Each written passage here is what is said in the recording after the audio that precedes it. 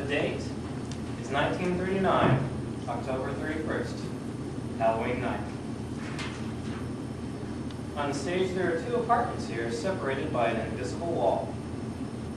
Over here, we see a kitchen, table, two chairs, AM radio, rotary telephone, and windows. Over here, we see a living room. Two chairs pointed at the AM radio, rotary telephone, and windows over there. These two men are listening to one of the most important radio shows in history.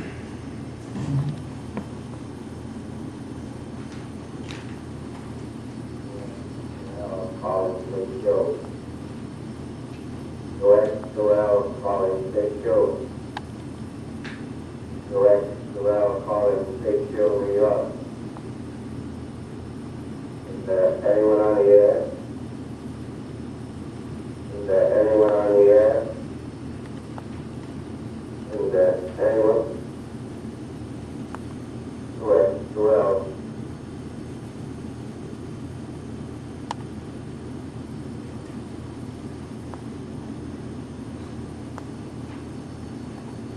Oh, God, they're all dead. Well, wasn't that dingy? That's enough radio for now. Oh, it's happening. It's happening. Aliens from Mars invading our planet.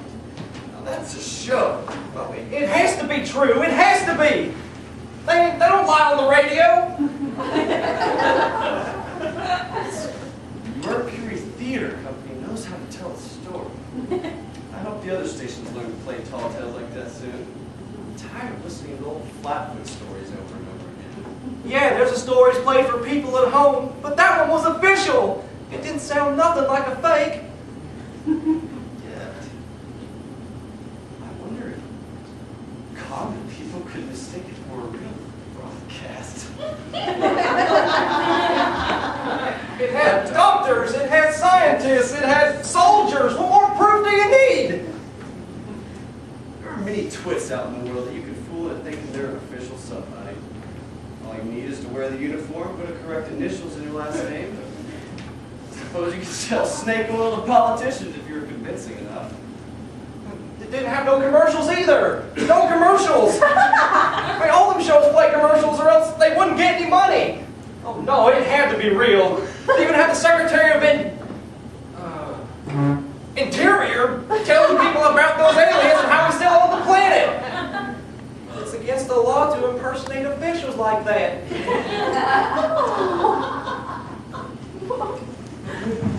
A company really be that brave to air a show without a disclaimer? Must have missed it when I was listening to the Chase and Zambo hour. That's reasonable.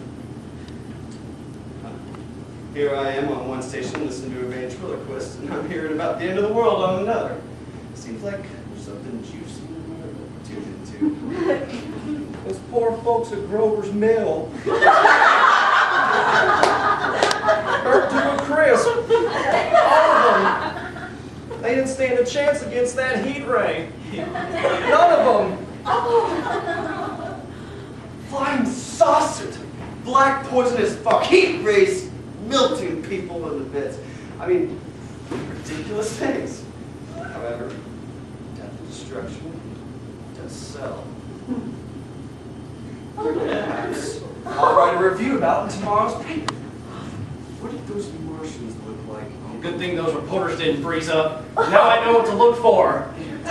Nebulous circles falling from the sky. Snake-armed creatures with a vapor mouth.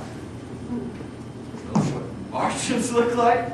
That's true. I don't want to be visiting them anytime soon. Nope, not seeing any yet. But they're up at the bigger apples right now. Not enough of them to tear down every city. Wonder if I could see them flying in from Mars. See any green flashes or hear any humming? Nope, not seeing any yet, but that means they won't come. Oh, look at that! The roads are stuffed with cars! People are leaving the city already! Mars. Genius work. I mean, it's the closest planet to ours. We can see most of it. We're telescopes. smoke. Never mind if the whole world looks like a desert. See life from the surface, then we can't see life from the surface. Then it must be life somewhere. I wonder what's going through everyone else's mind right now. We have to prepare. We need guns, we need food, and we need shelter. Those space circles are killing everyone in the big cities. They ain't worried about the hills and trees. Well, I'll call Cousin Hank. He lives out there on the farm. He'll help me and the wife stay safe until the government takes care of this thing. Ring. Ring. Hello? Yes, Mom. No. No, I'm sure it's just a story. What?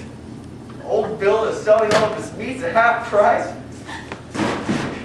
You really believe this world is ending? What? No, I'm not laughing at you. Listen, Mom, it was only a show. Yeah, a fake. Go down to Old Bill and buy some sausages for me. No, don't tell Bill, you have to pay full price.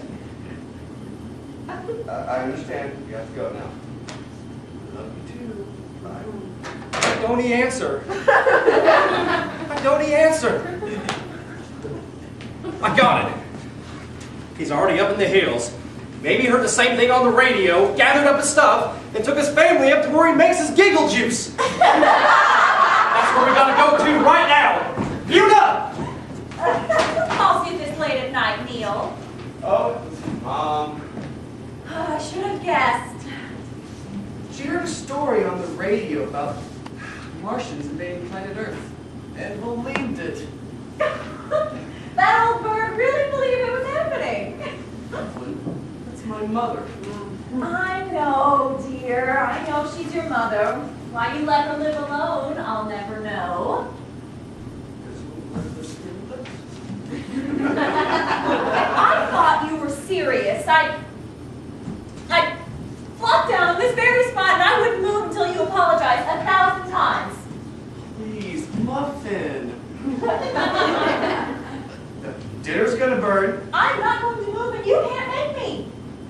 Evelyn, I can see smoke. I'll take care of it. Oh, no, you won't. Lloyd, why are you blowing your wig? At the end of the world! Aliens from Mars are here and plugging every person in sight. Dollface, we gotta go. Aliens on the radio. Yeah, it was. Was it a story or someone official saying it? Well, I'd call the Secretary of Interior an official, wouldn't you? Yeah, I guess. What else they say? These aliens were flying around in their tin cans, killing people with fire and smothering them with poison smoke. They bumped off New York from the map, wiped it clean off. It won't be long until we're next.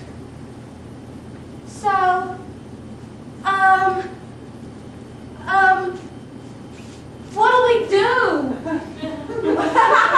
I'll tell you what we can do. We can make tracks down to Cousin Hank's place in the hills, far out of town. Those space monsters won't ever find us there. We haven't visited Cousin Hank in years. Ever since your daddy shot his favorite horse, you two haven't said much. That don't mean nothing to me right now. What we have to do is get safe. What'll we take with us? Yeah, good thinking. You've always been a good thinker, Beulah. Come on, we gotta start packing up clothes. But what if the radio people have more to say? No, they're all dead! Our crew and Chris! I told you not to touch the food. I'm sure it was burnt well before I got my mitts on it. I could have saved it. There's not a thing in this world that you can make something burnt turn into something edible. Those Martians have something to teach us after all. After we're enslaved.